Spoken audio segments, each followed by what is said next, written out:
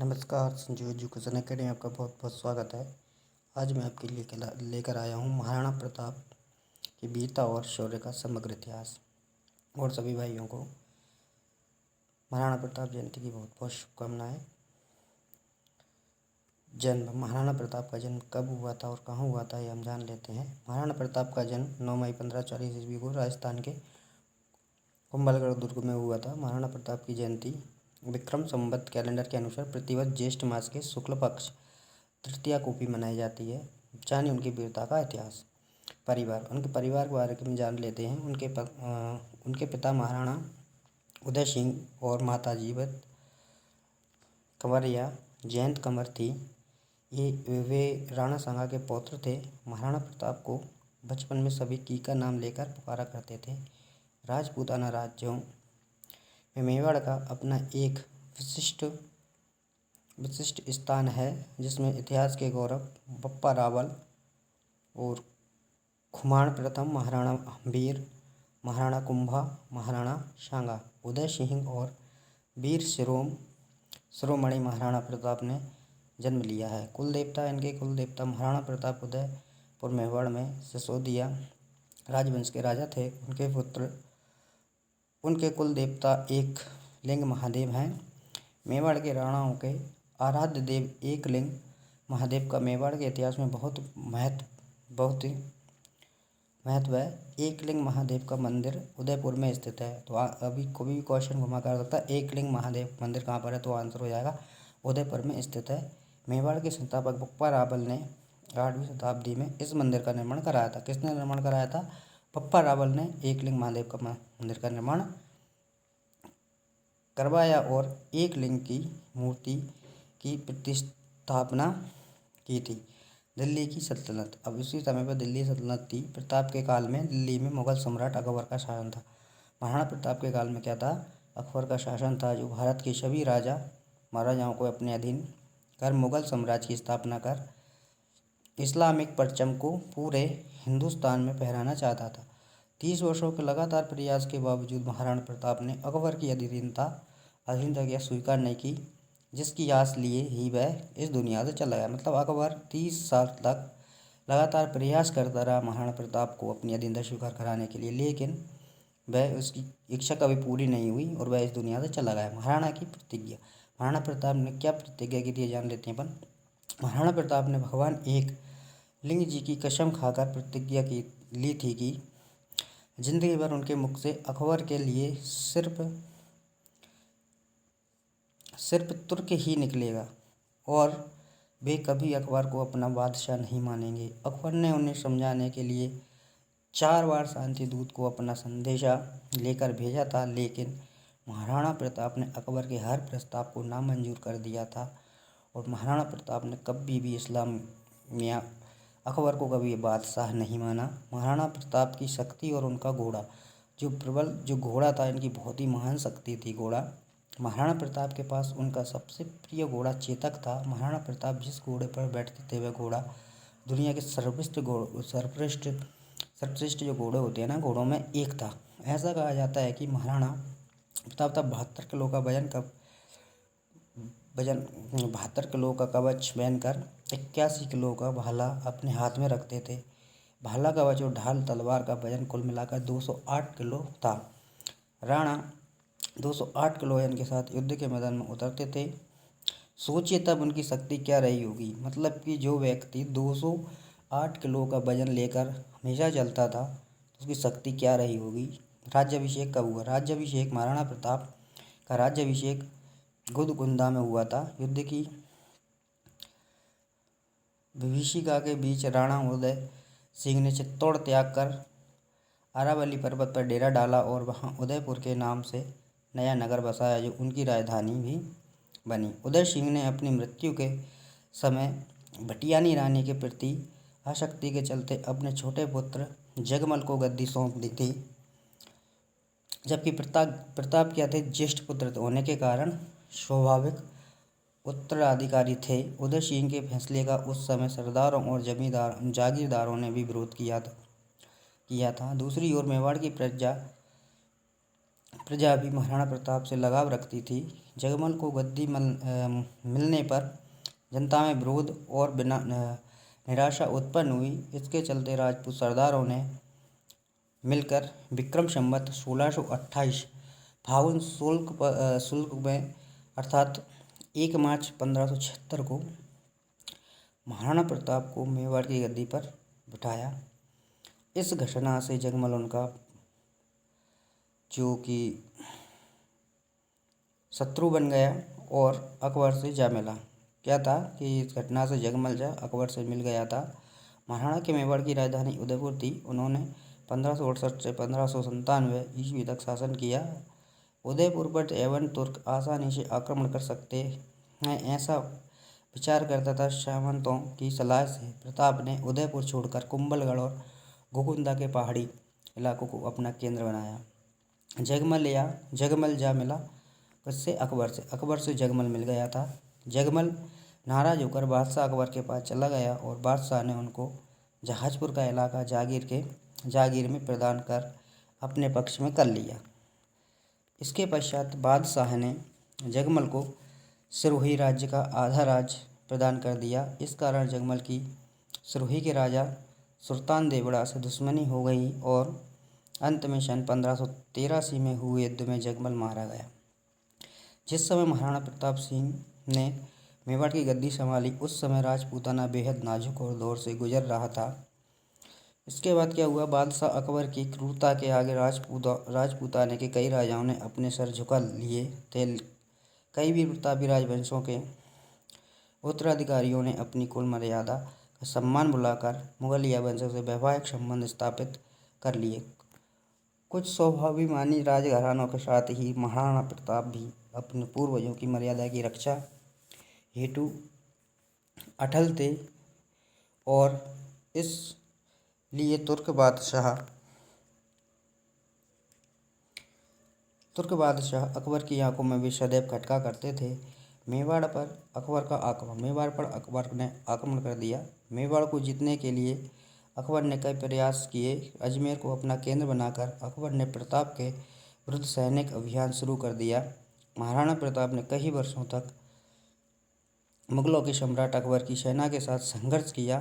प्रताप की वीरता ऐसी थी कि उनके दुश्मन भी उनके युद्ध कौशल के कायल थे। उदारता ऐसी कि दूसरों की पकड़ी गई मुगल बेगमों को सम्मानपूर्वक उनके पास वापस भेज दिया था। अपनी विशाल मुगलिया सेना बेमिसाल बारूद खाने, युद्ध की नवीन पद्धतियों के जानकारों से युक्त सलाहकारों, गुप्तचरों की लंबी फहरिस्त, चालबाजी के उपरांत भी जब अकबर महाराणा प्रताप को झुकाने में असफल रहा तो उसने अजमेर के महाराजा भगवान दास के भतीजे मान सिंह, जिसकी बुआ जोधाबाई अकबर जैसे विदेशी से ब्याही गई थीं, को विशाल सेना के साथ डूंगरपुर और उदयपुर के शासकों को अधीनता स्वीकार करने हेतु विवश करने के लक्ष्य के साथ भेजा। किसको? मान सिंह को। मान सिंह की सेना के समक्ष डूंगरपुर राज्य अधिक प्रतिरोध नहीं कर सका। इसके बाद मान सिंह महाराणा प्रताप को समझाने हेतु उदयपुर पहुंचे। मान सिंह ने उन्हें अकबर की अधीनता स्वीकार करने की सलाह दी, लेकिन प्रताप ने दृढ़तापूर्वक अपनी स्वाधीनता बनाए रखने की घोषणा की और युद्ध में सामना करने की घोषणा कर दी। मान सिंह के उदयपुर से खाली हाथ आ जाने को बादशाह ने करारी हार के रूप में लिया और तथा अपनी विशाल मुगलिया सेना को मान सिंह और आसफ खां के नेतृत्व में मेवाड़ पर आक्रमण करने के लिए भेज दिया।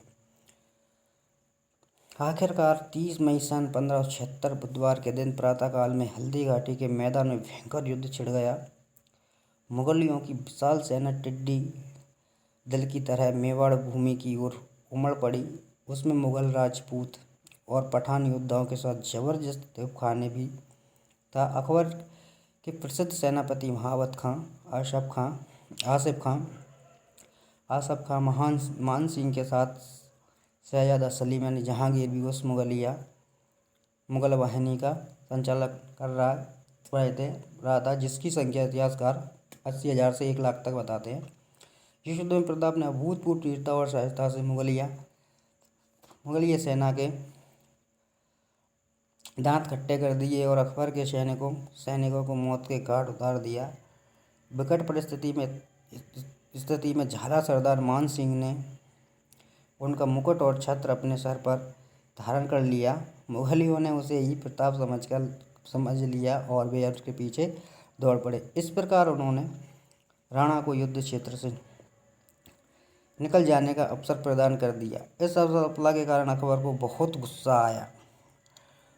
उसी दौरान अकबर स्वयं विक्रम संवत 1633 में शिकार के बहाने इस क्षेत्र में अपने सैन्य बल सहित पहुंचे और अचानक ही महाराणा प्रताप पर धावा बोल दिया। प्रताप ने तत्कालीन स्थितियों को सीमित संसाधनों को समझकर स्वयं को पहाड़ी क्षेत्रों में स्थापित किया और लघु तथा छापामार युद्ध प्रणाली के माध्यम से शत्रु सेना को अधोसैत कर दिया। बादशाह ने स्थिति को भांपकर वहां से निकलने की ही समझदारी समझी।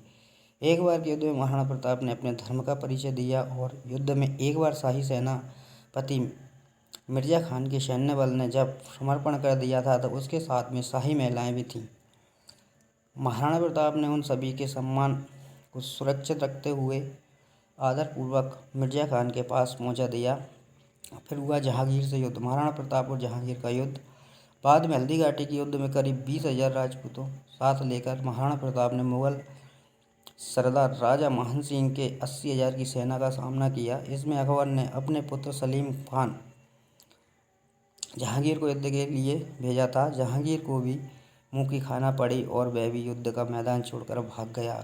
बाद में सलीम ने अपनी सेना को एकत्रित कर फिर से महाराणा प्रताप पर आक्रमण किया और इस बार भयंकर युद्ध हुआ। इस युद्ध में महाराणा प्रताप का प्रिय घोड़ा चेतक घायल हो गया था।